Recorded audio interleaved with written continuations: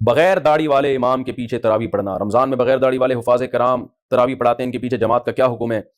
بھائی داڑھی والے کو ترجیح دینا چاہیے. آج کل یہ بہت بڑا رواج ہے، بہت برا رواج پھیل گیا ہے کہ داڑھی کٹانا تو کبیرہ گناہ ہے. کم از کم امامت کے مصلے پر جو اتنی مقدس جگہ ہے وہاں تو ایسے شخص کو کھڑا کرنا چاہیے نا جو کبیرہ گناہ کا ارتکاب نہ کرتا ہو. نبی صلی اللہ علیہ وسلم نے فرمایا خالف الیہود والنصارى، یہود اور نصارہ کی مخالفت کرو، اعفوا اللحى، داڑھی بڑھاؤ.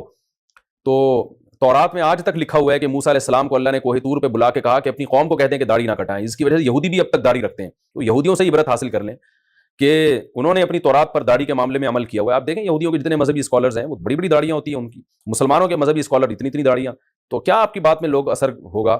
لوگ کہیں گے خود تو عمل کر نہیں رہے، ہمیں بیٹھ کے سمجھا رہے ہیں. تو اور پھر ہمارے یہاں ایک بڑا عذاب یہ آ گیا کہ مذہبی اسکالر جو داڑیاں کاٹ رہے ہیں نا، ایک تو جرم، اوپر سے اس کی توجیہ بھی. کہتے کہاں لکھا ہے حدیث میں کہ داڑھی بڑھاؤ؟ یہ تو کلچر تھا. بھائی حدیث میں کیوں نہیں ہے؟ بخاری مسلم کی کتنی ساری حدیث ہیں جن میں اعفاء کا حکم ہے، بڑھانے کا حکم ہے. کوئی ایک صحابی دکھا دیں جو داڑھی چھوٹی کرتے ہوں، کوئی ایک پیغمبر بتا دیں جن کی داڑھی چھوٹی ہو، بڑے آرام سے اس کو کہتے ہیں وہ تو کلچر کا حصہ تھا. واہ بھائی واہ، آپ سے ایک کام ہو نہیں رہا، آپ ایک سوسائٹی سے متاثر ہو گئے، آپ ماڈرن بننے کی کوشش کر رہے ہیں، آپ ذرا لبرلزم کی طرف جا رہے ہیں. تو اپنے گناہ کو آپ نے کیسے بہترین طریقے سے آپ نے اس پہ ایک پردہ ڈالا ہے، اور اس کو کیسے اچھی آپ نے ایک جناب وہ ایک لیبل لگا دیا کہ جی نبی صلی اللہ علیہ وسلم نے تو کلچر کی وجہ سے حکم دیا ہے. تو کلچر کی وجہ سے پیغمبر کسی بات کے آرڈر کلچر کی وجہ سے دینے کے لیے نہیں آتے. پیغمبروں کے جو احکامات ہوتے ہیں وہ خدائی وحی ہوتی ہے، اس کی وجہ سے آپ صلی اللہ علیہ وسلم احکام دے رہے ہوتے ہیں.